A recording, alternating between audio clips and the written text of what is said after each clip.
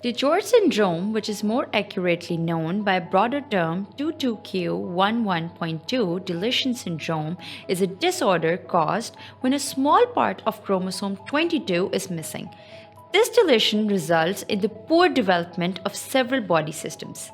DiGeorge syndrome is caused by the malformation of third and fourth pharyngeal pouches during fetal development.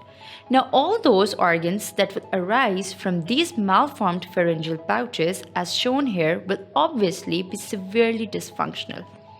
Its salient features can be memorized by the mnemonic Catch-22, where 22 represents the chromosome number and cardiac abnormality, which includes malformation of aortic arch, truncus arteriosus, or tetralogy of Fallot.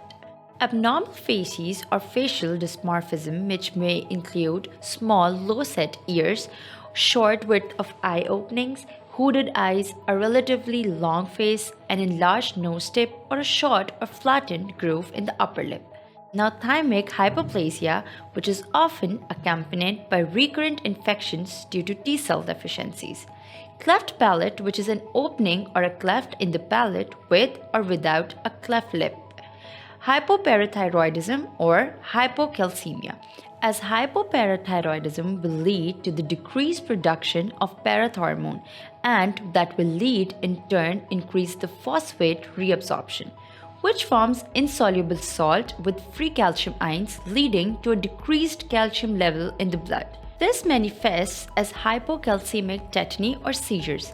Therapy for DiGeorge syndrome is usually based on symptoms and includes calcium and vitamin D supplements. So that was 2 minutes.